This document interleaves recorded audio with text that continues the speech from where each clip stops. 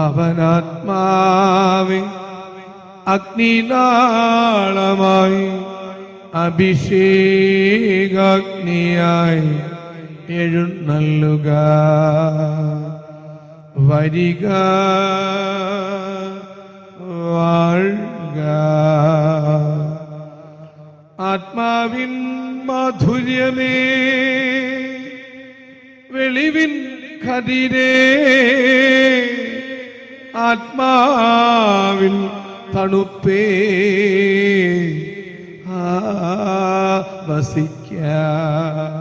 ഈശോയിൽ അനുഗ്രഹീതരായ മക്കളെ, സുഭാഷിതങ്ങൾ 14:8.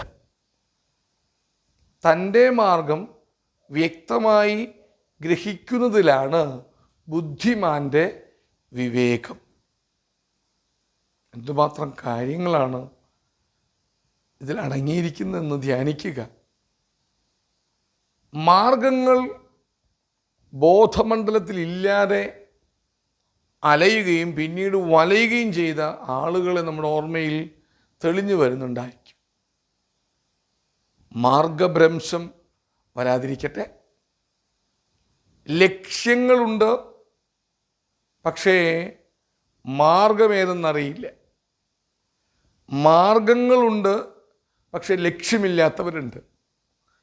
ഇവിടെ ദൈവിക ദാനമായ വിവേകമെന്ന പുണ്യം ബുദ്ധിമാനിൽ വിളയുന്നത് തൻ്റെ മാർഗം വ്യക്തമായി ഗ്രഹിക്കുന്നതിലാണ് ബുദ്ധിമാൻ്റെ വിവേകമെന്ന് സുഭാഷിതങ്ങൾ പഠിപ്പിക്കും. ചില ആളുകളുടെ വിവേകരഹിതമായ വർത്തമാനങ്ങൾ കലഹങ്ങൾ ഉണ്ടാക്കും, ബന്ധങ്ങളിൽ ഏറെ വിള്ളലുകൾ ഉണ്ടാക്കും. ചില വ്യക്തികളുടെ വിവേകമില്ലാത്ത പെരുമാറ്റം, സംസാരം, അവർ തന്നെ മറ്റുള്ളവരുടെ പുച്ഛവും ഇവർക്കുള്ള വിലയിടിഞ്ഞുകൊണ്ടുള്ള പ്രതികരണങ്ങളും കേൾക്കാൻ ഏറ്റുവാങ്ങാനിടയാക്കും. ഇവിടെ ബുദ്ധിമാനെന്ന് വിശുദ്ധ ഗ്രന്ഥം വിശേഷിപ്പിക്കുന്ന ഒരുവൻ അവൻ്റെ ഭാവി പദ്ധതികൾക്കനുസരിച്ച് മാർഗങ്ങളെ ആരാഞ്ഞ് കണ്ടെത്തി ഗ്രഹിക്കുന്നതിലാണ് അവൻ്റെ ആ ബുദ്ധിമാൻ എന്ന് വിളിക്കുന്നവൻ്റെ വിവേകമിരിക്കുന്നത്. ആകയാൽ ദൈവമേ, എളിയവനും ബലഹീനനും പാപിയുമായ എനിക്ക് ബുദ്ധിപൂർവമായ നിലപാടുകൾ എടുക്കാൻ എൻ്റെ മാർഗം വ്യക്തമായി ഗ്രഹിക്കാൻ കൃപ നൽകണേ.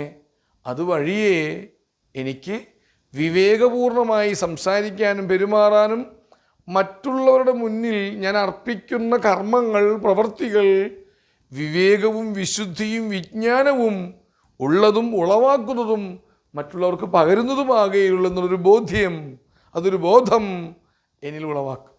അങ്ങെന്നിൽ കനിയണേ.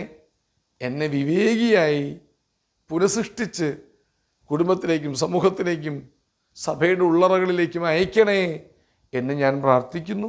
ഹല്ലേലൂയ, ആവേ മരിയ, ആമേൻ.